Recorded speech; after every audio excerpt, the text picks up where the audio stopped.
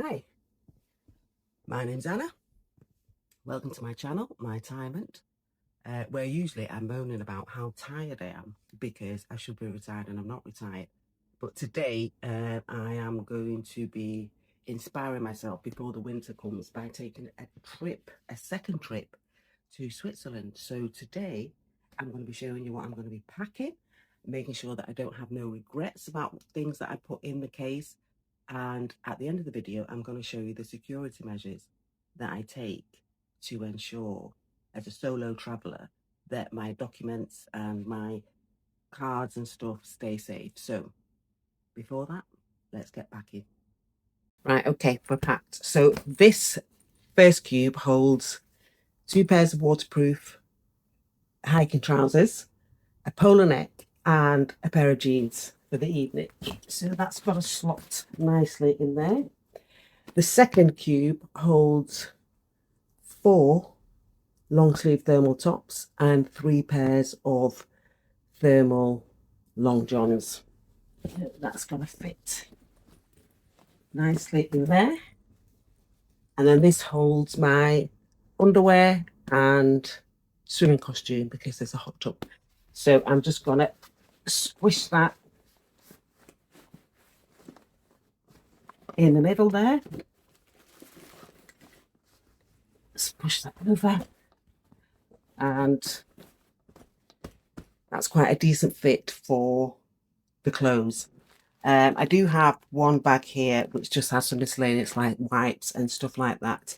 And what I will do, I will find things like my hat to kind of squish in the corner there, and anything else, some gloves that will just kind of squish there.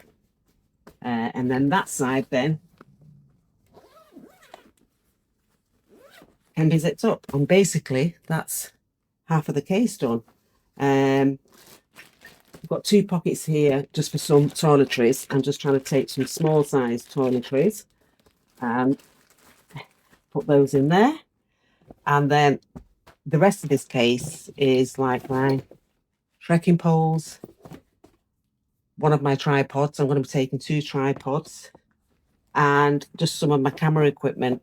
The main cameras will be going in my rucksack, and we're going to pack the rucksack shortly. So the next thing that's going to go on there is one more jacket, waterproof jacket with matching fleece. And the reason I'm going to be taking 2 jackets is because one is really quite closely fitted, which is really nice and snug depending on the weather. However, it's only got 2 pockets, which can be quite frustrating. Whereas this jacket has actually got 7 pockets.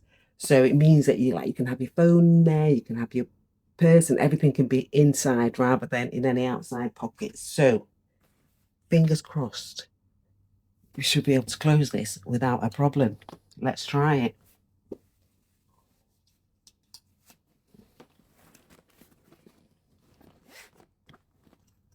I don't want to stand up and have to lean on it. I don't really like to travel like that. Remember the old days where you had to get on top of it. So basically that is the case ready. Now let's move on to the rucksack.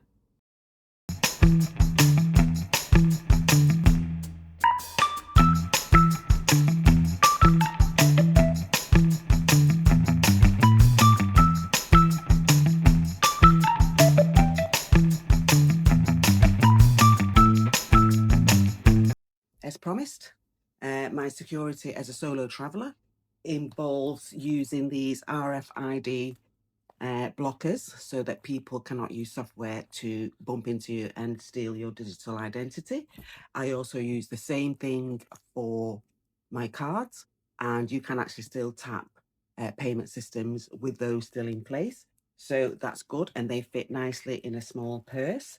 And for my passport, I would generally use this for transportation. However, when I get to the airport, these will go on the inside of my crossbody bag, which has a zip, and that's going to be placed there. And basically that's that. And then I always take my adapter rather than just feel tempted to use any USB that's sticking out of a system somewhere in an airport, because that's also a route to scammers or hackers getting your information. And apart from Vaseline and some perfume, that's it. I'm airport security ready, not only for security, but for my own personal security. Thank you for watching. If you do solo travel, please let me know what you do to make sure that your identity stays safe. And the final thing before I forget is to always have a photograph of your passport, just in case anything happens and you've got those details. Thanks for watching, and I will see you in the next video, which will be at check-in 1 in Zurich. Bye for now.